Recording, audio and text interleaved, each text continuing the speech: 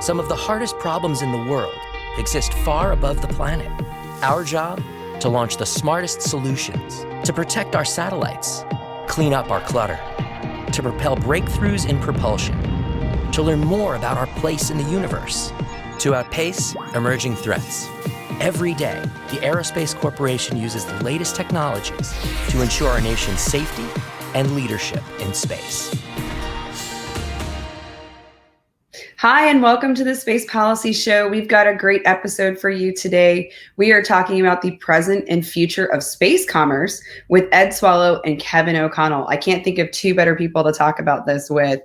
We would love for you to engage with us on Twitter. We're at hashtag the Space Policy Show, or on Vimeo and in the video dialogue blocks. Ask your questions, anything you want, make your comments, whatever you'd like.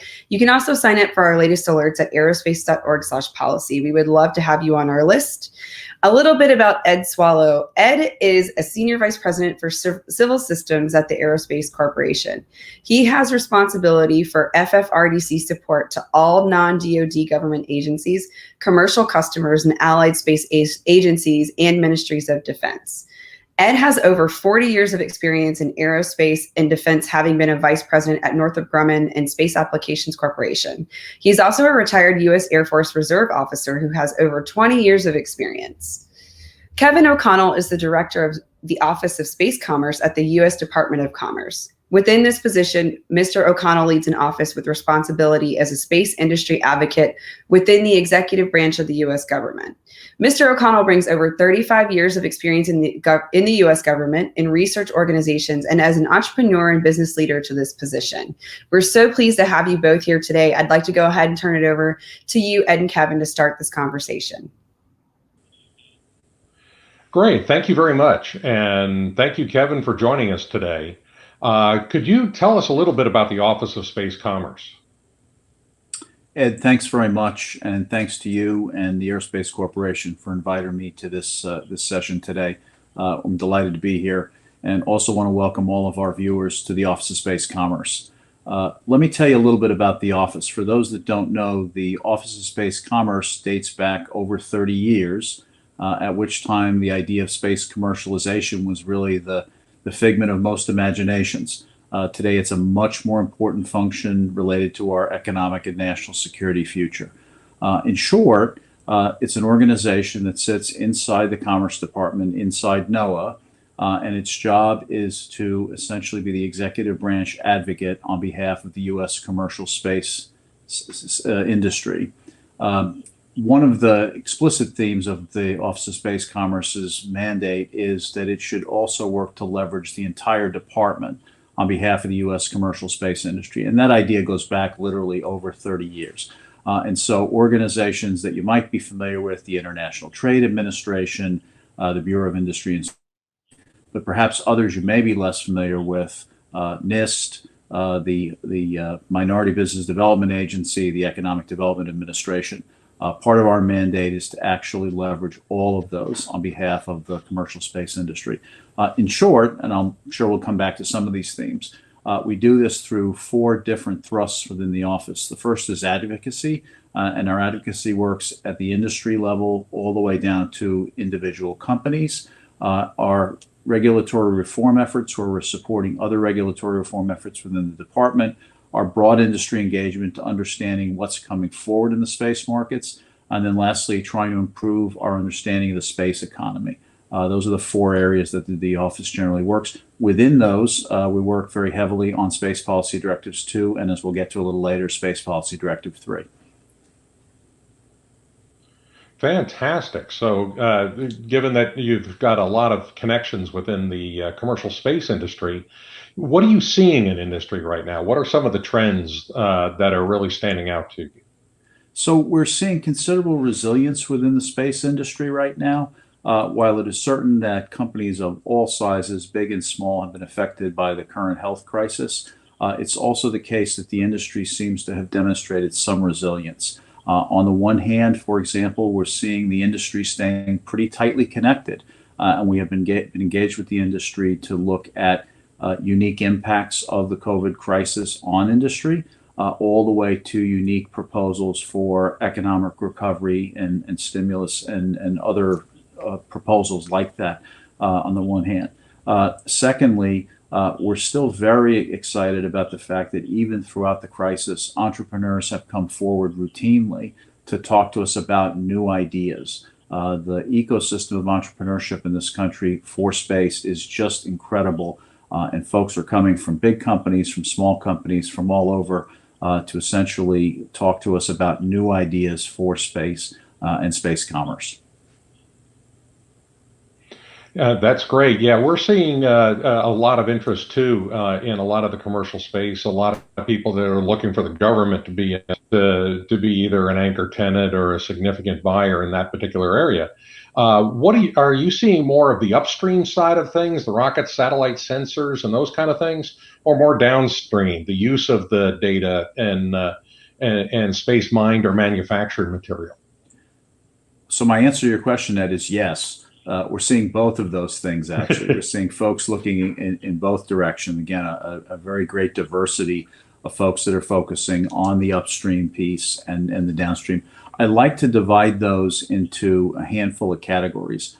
On the one hand, we see the disruptors, folks that think they can take existing commercial business models for areas like remote sensing, like communications, like weather, and actually disrupt them because they can do something different. They have a new piece of technology, or they have a new business model that they can apply to the same business area. So that's one category. The second are folks that are bringing wholly new capabilities for use in space or to derive value from space.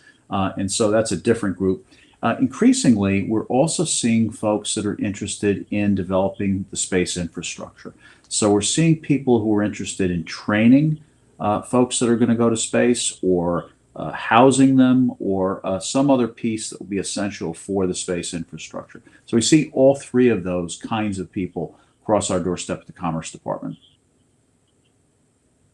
Sounds good. You know, people talk about the killer app, the thing that's going to make something take off. If you go back to the early '80s, it was Lotus 123 was the killer app that took the PC from an interesting toy or gaming device to a serious business product. In the '90s, we saw Iridium, the killer app, happened to be 3G, and it happened to kill a lot of the Iridium business base. But the killer app is really the thing that defines the business case that may make things happen. Have you seen anything really interesting or anything trending in that area that would make it happen? And along those lines, do you see 5G being helping or hurting as we go into this next generation of space communications? So let's acknowledge that the killer app might exist, but my own work on remote sensing over the years tells me that beyond the killer app, there might be 100 killer apps or lesser apps that people are pursuing. And in fact, if you look at the progression of the remote sensing business, there was a pursuit for many years of a killer app. Instead, today, what we have is a whole series of market verticals that are being pursued by people with access to satellite imagery data, unique analytics, and things that are focused on very specific market verticals like agriculture or insurance or mapping or any one of a dozen other market verticals. And so that is the way we see a lot of things happening. In terms of new market areas, we certainly see a lot of emphasis on satellite servicing, you know, the inspection piece, but also the ultimate servicing piece per se. You've seen the Northrop Grumman MEV-1 example is a great first example.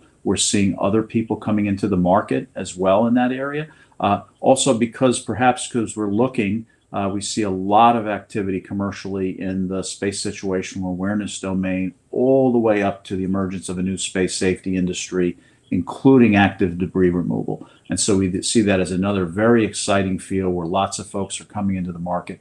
Space tourism certainly has its enthusiasts, and we see a variety of folks planning to get people to space and do all of the things that has to happen to make that happen successfully. So a lot of other areas we could talk about, but those are the three that we see most often right now. But again, lots of folks interested in the infrastructure piece on the ground as well. Yeah, you talk about space tourism, and at the beginning of August, we had the DM-2 successful return of a couple of astronauts. The Dragon capsule has seats for seven. NASA's never going to buy more than four. There's going to be three seats left. Do you think we're going to see in the not too distant future some people paying to get up there, spend a little time in the ISS, and come back? And where do I buy a ticket? Yeah, we actually see a lot of demand, folks that are interested. Space still inspires, and even for a short ride to space, people are still very interested in doing that. There's a variety of vendors that you could go to buy a ticket. We're very excited about that mission. There are a whole host of things that have to happen, but I think that's not that far off before we're going to see the first space tourists. Sounds good. And when it comes to the communications and some of that, consolidation happened fast in the early 2000s, especially in the remote sensing market. You saw a very quick consolidation around a market leader, plus one, plus two. Do you see some of those kind of trends coming out in remote sensing communications anytime soon? The OneWeb bankruptcy and reinvestment, for example? So I think one of the things we're actually witnessing is the normalization of space markets. And in other words, space is becoming a normal market. And what we'll expect to see in a normal market are successes, failures, mergers and acquisitions, consolidation, all of the things that we see in other markets, actually. And we shouldn't be overly surprised that the space industry or the space market is headed that way. And we shouldn't overreact to it when certain things happen. That's just part of the normal progression and growth of space and space commerce, in our view. Yeah, actually, a couple of years ago, I gave a presentation called "New Space: Gold Rush or Fool's Errand," and the answer to that one is yes. It's an or question, and in that we talked about the Gartner hype cycle and the fact that if we really want to see whether this is going to be a normal business cycle or it's just going to be all hype and a bust, we need to see people going through that trough of disillusionment and coming out the other side successfully, after some of these consolidations, after first round bankruptcies and all that. So personally, I see it as it being healthy for an industry to actually seeing people coming through that and headed in the right direction. So hopefully you're seeing it the same way. Yeah, we fully agree. And I just make a couple of observations on this point. First, the diversity and the breadth of entrepreneurship in the United States is absolutely extraordinary. Folks of all walks, and we see this, for example, in the Air Force's pitch days, is one place that we actually see this, where hundreds of companies will come forward, or hundreds of groups of people will come forward, some larger companies than others, to lay claim to the Air Force's investment. Those investments are substantial, but they're also there for satisfying unique government missions. And so there's a very interesting ecosystem. We shouldn't fail to mention the space finance and space insurance ecosystem that backstops a lot of the developments in this market.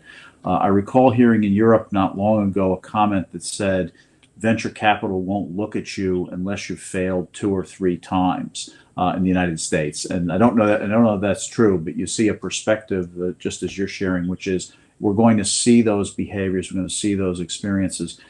Even so, in the space finance market, you will probably recall an age when people thought space was cool and they would throw money at a space idea, but they really didn't understand whether it was going to be or likely to be a successful space business or not. Today, there's much more savvy in the insurance and the finance markets about how a space business will succeed or not. Yeah, I was actually involved not that long ago in doing some technical due diligence for an investor. And it's something I don't think we saw as much back in the 90s, but you're seeing a lot more today. The particular one that really jumps out of my mind was we got about halfway through the technical due diligence, and I called up the investor, and I basically said, well, I got good news and I got bad news. The good news is I don't need to spend any more of your money. The bad news is they're asking for 3 waivers to the laws of physics, and I don't know anybody that can grant them. Yeah, there have been a couple of people coming out of the woodwork. That said, you talk about the pitch sessions, and in fact, as part of the pitch sessions, we're seeing a lot of people that are coming up with some very creative ideas. Yes. And I do know that the Office of Space Commerce, a lot of what you're working on is directly related to making some of those things even more successful. And I've heard you mention before that there were 5 keys to success in the space commerce area. I was hoping maybe you'd be able to go through those for us. Sure, absolutely. So, the Secretary and I have been talking about the progression toward the $1 trillion space economy. We just saw the new numbers for 2019. I think about $423 billion reported out by the Space Foundation. And so when we talk about that progression, it's not because we're just cheerleading for it. We're also focused on the things, the pieces that will absolutely be key to making it happen. And let me just quickly outline a handful of them. The first one is the innovation that we've been talking about. So the diversity of innovation, the extent to which entrepreneurs are coming forward with all new ideas. And by the way, those are not exclusive to the space industry. There's some that are coming from outside the space industry, informing new ways to do the space business. So that entrepreneurship is the foundation. Then second, as I've just mentioned, the space finance and insurance ecosystem, a way to shift risk, to try new concepts. And again, one of the things we try to do in the Office of Space Commerce is to help companies who have new ideas either find places where there might be potential connections or clients, especially in the U.S. government, connect to other people who have similar ideas or similar needs, things like that, but also to look at the space insurance and space finance context around that. The third is regulatory reform. We're really in the process of modernizing our regulations in this country. This is very, very important. The United States is a mature space power, and per Space Policy Directive 2, we're on a path to trying to modernize or reform those regulations to create the conditions so that entrepreneurs can be successful.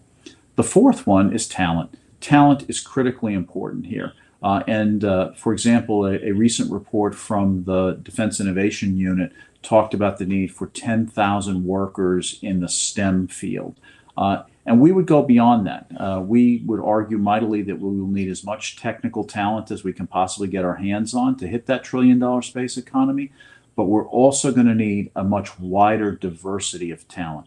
Folks in business, folks in law, folks in economics, folks in the arts, and a whole host of other areas. They will fuel the space economy. The last one, of course, is that we need to keep space safe and sustainable. And if we don't have sustainability, we run the risk of losing the benefits we're getting from the commercialization of space. And so that's a very, very important factor here, that we keep space safe for all participants, current participants, plus the future growth of space commerce. Well, since you brought up the safe and sustainable space environment, what initiatives are you pursuing to achieve the objectives laid out in SPD3? So SPD3 is absolutely critical to the work that we're doing in the office. We've been working on this for over 2 years. Space traffic management, of course, is the name of Space Policy Directive 3. And I'll start really with the problem. The space debris problem is a complex problem, and it's bound to grow more complex as the cadence of launches and other activities in space actually make the space environment more complex. And so from the time I arrived at Commerce a little over 2 years ago, we've actually been working directly on this. And there are a handful of things that are part of what we're doing. Quickly, we're working, of course, as part of a whole of government approach to this that the Space Council has directed. We have been in deep partnership with the Department of Defense. Space Policy Directive 3 directs the Department of Commerce to take over responsibility for transitioning the notifications of conjunctions to the private sector and international actors. And so we've been working very, very closely with DoD, very closely with NASA, but also with our other interagency partners. One of the key initiatives that we have there is, of course, known as the Open Architecture Data Repository. The system we have today is essentially a closed system that allows some data out publicly for space safety purposes. SPD3 had a basic premise that by pursuing a more open architecture involving, first and foremost, the DoD authoritative catalog, but then a wide range of civil and commercial capabilities, we would be able to improve the accuracy, the timeliness, and the precision of the data about the space environment. And so that has been a core activity for us. We've done it largely by leveraging internal Department of Commerce resources to help us. One of those is the NOAA Big Data Project, for example, which itself takes an innovative approach to government data that is ultimately shared publicly. Beyond that, we're working on standards and best practices. We're doing that in partnership with both industry on the best practices piece, but also with our colleagues at state when it touches on international norms and things like that. Here again, this is the perfect example of something I said at the outset. We are really able to draw upon the entire department, NOAA, NIST, other pieces of the department to execute on our SPD3 responsibilities. I'll give you one more example. We grew a lot closer to our brethren in the space weather community inside NOAA as part of our focus on the SSA mission. We think this linkage is absolutely critical, and so we are pursuing that jointly with some efforts we're doing in the space weather community. Industry, on the other hand, already has a wide variety of capabilities in the market. And on this score, SPD3 was very innovative. The problem is so urgent, so important, that the approach must leverage the tremendous amount of capabilities that are already in the commercial market. And those range from sensors to analytic tools, visualization tools, data management and storage, and a whole host of others. And so that's a lot of things that I've mentioned in a very brief period of time. Yeah, are you seeing support or resistance from other government organizations? Well, I'd say we're seeing support across the board. Number one, because government organizations, all organizations at this point who are focused on space or have capabilities in space, realize that the space debris problem is something that is absolutely critical. Starting with the International Space Station and protecting the lives of the astronauts on board, but also to protecting the billions of dollars of investment by ourselves and our allies. This is absolutely critical. On the other hand, we want to encourage the kind of innovation and diversity that we expect to see as part of space commerce. And so this is going to be a necessary ingredient for us to make that progress with space commerce. We'll have to find new and unique ways to do this. It's often lost when people read SPD3 that one of the things that commerce is encouraged to do is to encourage the encourage the emergence of a space safety industry. And beyond the technical issue of conjunction analysis, we are seeing industry come forward with a whole host of new ideas that essentially represent that new space safety industry, new and different ideas about how to do that. In our own efforts at Commerce, we're mindful that even as we improve the public safety mission, we don't want to interfere with that emergence of that other portion and likely much larger portion of the space safety industry. On the other hand, internationally, we're very encouraged by the reaction of our international allies and like-minded partners who also want to participate in this open architecture concept that we're putting forward. We've had discussions with well over a dozen allies, with the European SST Consortium, with the United Arab Emirates, and even others about how they could participate both on the civil side, but also in terms of their commercial capabilities as well. Sounds good. In the FFRDC world, we have a saying: the physics of the problem is well understood, the politics not so much. Right. So, what do you think in terms of the challenges in space traffic management? Do we have a good handle on the physics, and it's the politics?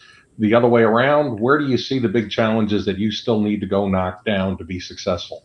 So the politics here are clear.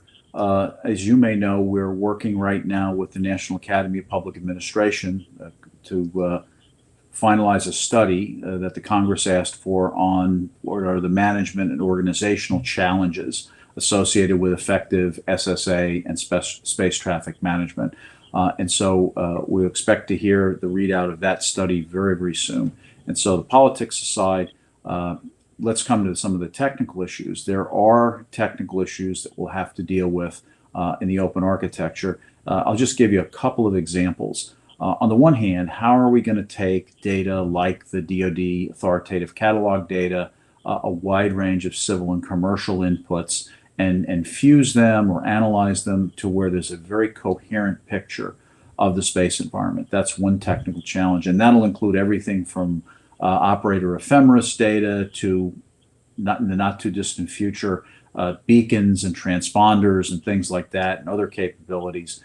How will you make a coherent picture out of all of that from a technical perspective, even as the demands for new kinds of SSA information grow? Again, as I said a bit earlier, the new missions that we see coming into the market are going to require much more timely, persistent, and accurate SSA than is available publicly today. I'll give you another example. What are the most effective methods of warning in this environment? As the number of satellites and other activities in space grow, what will be the most effective ways for us to communicate conjunction warnings to operators? How much will the humans still be in the loop? What kinds of machine-to-machine capabilities will we use? What will be the impact of autonomy on all of these things? And so there are a number of technical questions like that we really have to pay attention to. Yeah, absolutely. Along those lines, do you see an update to the civil space policy coming up on the horizon? Well, so we're, as you know, we're actively involved in the government. We're actively involved in the update to national space policy, and certainly civil space activities are going to be included in that. And that is underway very intensely as we speak. Hope to be able to provide an update on that later this summer. So that's certainly one place. You may have seen the report that the White House recently issued called A New Era for Deep Space Exploration and Development, that lays out a vision of not only our overall space pursuits, but the important role of civil, commercial, and international partners in doing that. And I'd call it to your attention if you haven't had a chance to look at that yet. I'm proud to say that in that document, the Commerce Department is seen as the lead advocate for the growth of space commerce, both on Earth and in space. And so, again, I'd call that to your attention. I'm certain you'll see something about civil space policy in the National Space Policy Update. Fantastic. Yeah, I have had a chance to read through some of that, and there's some really good material in there. At the same time, I've had a lot of interest in space tourism. Back at the IAC last year, I asked everybody to define success, and in 2035. And the way I summed up my perspective of success is I'm floating in a hotel in low Earth orbit while in 2035 while I'm watching the first human set foot on Mars. And so if I can get to that point, I think we really will have succeeded in this area. How about you?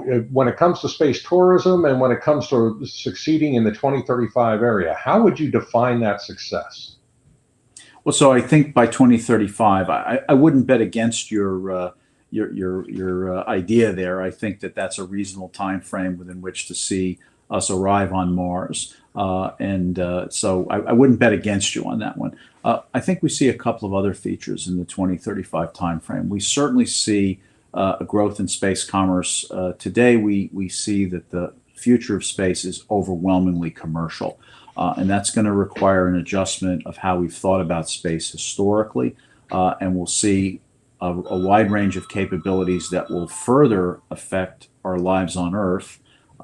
Just as an example, I sometimes remind people that during the COVID crisis, past investments in space are things that we are relying on every single day in terms of responding to the crisis, but also in terms of moving forward. For all we know, this exact video call is traveling through space as we speak. We know that telemedicine, we know that education, that a lot of our children are relying on, and a whole host of other functions are leveraging space as we speak, as we do this. And so we see more of that coming. We also see the emergence of a cislunar economy.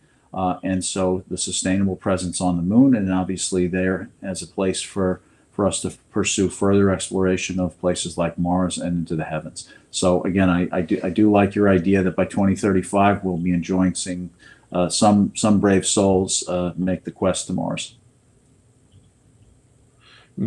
Fantastic. So I'm going to circle back to one of your other 5 keys, and that's talent. STEM and STEM engagement has been an important subject for me for many, many years. In 2004, I actually chaired the DDR&E summer study on critical workforce issues in the defense industrial base. And I did it as the chair of the NDIA Space Division. But what we looked at then was the need to really excite and attract the students, the K through 5 students, into the pipeline. We've had mixed success on that one, but nowadays with all the push on diversity, I'd like to talk a little bit about, are there any initiatives or anything that you're working on in the talent area that other people could get involved in? Are there things that people ought to be doing? So I'll mention a couple of initiatives. Inside the department, we have a minority business development agency, and they are specifically looking at the inclusion of a wider range of folks into the space business. And we've participated in some events that they've had over the past couple of years. We're talking now about an event related to inclusion of more women in the space business. And so there are active things going on at the department to plan around this very specific topic. The other thing I'd say is that some of this is also about stretching people's imagination who are thinking about getting into space. We will often have folks come our way at the department from what I'll call non-traditional space states, with the question, how do we participate, how do we get involved, et cetera. And they too sometimes think about space only in terms of the technical capabilities or sometimes the geography that they have in the place that they live. And there we try to say to them, not only do we have to deal with inspiring the youth, the K through 12 and beyond, but we also have to think about space in a much broader way. Again, we're starting to see people focus in a very real way on things that could be done better in space, but done here on Earth. People that want to train folks as to what it will feel like if you're, for example, a carpenter on the moon. What will it feel like to do your job if you're living on the moon? It's different from what it feels like in your garage. And so there are people actively moving to train a whole variety of people on new mission areas, things that they will feel different when we're in space. And that's a positive development. Yeah, we're actually piloting a project right now where we put a package together aligned with the next generation science standards, but also science standards in other states around test and measurement of weather and those kind of things. And it's a kit that can be done actually while kids are remote learning, where they can build their own home weather station with things that they can either get or collect from around the house. So we're testing it right now, Nice. Making sure we learn from the mistakes before we scale. But it's a company initiative to try and reach out to Title I schools to get the K through 5 kids, specifically 4th and 5th graders, excited about it. And then we're actually going to be doing things where they get to share in seeing the space-related weather data that comes down and how that gets used to build the forecasts every year. So it's a way to get them excited about what space can do for them in their lives. And so I think that's another area. And we've been building this in partnership with some of the NOAA scientists through our work that we do with NOAA NESDIS. So it's been a great partnership, and I see some great opportunities in that area. Is there anything I didn't ask you that you wanted me to? Let me stay on the point that you're on, because it's a very important point. In some ways, we're dealing what I sometimes call the paradox of space, which is we use space in so many ways in our lives every single day, and we don't often recognize it that way. Now, again, folks in the space community recognize that and recognize the importance of it and the need to keep it safe and sustainable, to go back to that point for a second. But so many places where people don't realize they're actually making use of space in their daily lives. And I know that Aerospace has done some work in this area. Others have done some work in this area as well. It's very important for us to carry that message out to people so that they have an appreciation of how important space actually is. One of the things we have been on at Commerce, and again, leveraging one of our sister organizations, the Bureau of Economic Analysis, is actually starting to improve the quality and the rigor associated with our understanding of the space economy. And so there's good work going on today in industry across the board, but there's a very healthy debate about what to count and how to count it. And we turn to BEA, which is a world-class economic statistics organization, to try to help improve the methodologies that are associated with the space economy. And we've had great reaction from industry, very positive early reaction from industry, very positive reaction from international partners, including the economic statistics organizations of many of our allies who themselves want to improve an understanding of how the space economy is operating in their particular country. And so this whole question of understanding what is going on in space and how it's affecting us here on Earth, both in the short run and the long run, critically important as we move forward. Yeah, absolutely. It reminds me of a conversation I had not that long ago. The United Kingdom has said that, they're really doubling down on space and they want to be 10% of the space economy.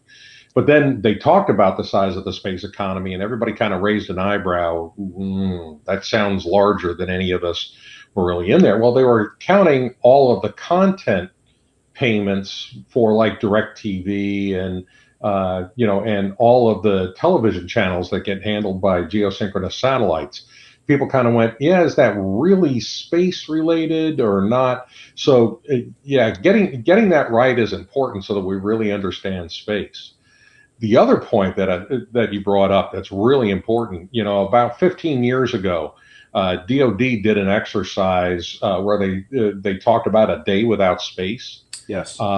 And I heard General Hyten not that long ago talk about the fact that we can't have that conversation anymore because there is no such thing. It is so ubiquitous within our economy, within our ability to conduct our day-to-day business as well as to conduct military operations, that you can't have that conversation anymore. You can't pull it back out. Right. Now, is there excited. anything else? Oh, go ahead, please. No, go ahead, please. No, go ahead. No, I was going to say, fully agree with you. I mean, space is changing so rapidly and so many opportunities to do different things in space. It's going to change the traditional ways we've thought about space, but provide wholly new opportunities for scientific exploration and space commerce. We're very excited, very optimistic about the future and what can be done in and from space. Well, sounds good. Is there anything else I didn't ask you that you wished I asked you? I think we covered everything that I thought we'd cover. So it's a good conversation. Really appreciate it. Yeah, and I won't ask the usual follow-up to that one. Is there anything I didn't ask you that you didn't want me to ask so I can then ask it and get myself into trouble? I won't say anything in response to that. Wise choice. I've enjoyed the conversation. All righty. Thank you I really enjoyed it. Thank you very much. I really appreciate your time and really appreciate the insight into the Office of Space Commerce and some of the things that the department is doing. So thank you very much for spending your time with us today. You're welcome. Delighted to do it. Thanks very much for inviting me. Thank you so much, Kevin and Ed. We are so grateful for you and the conversation we had today about the present and future of space commerce. It was extremely interesting, and I thank all of those who tuned in today to hear about it. Find us on Twitter. We're at #TheSpacePolicyShow. Put your comments and questions on the dialog box on Vimeo. And please sign up for our alerts. We're at aerospace.org/policy. There's a box that says stay up to date on the latest news. You just go there, put your email in. It's very easy. And until next time, take care.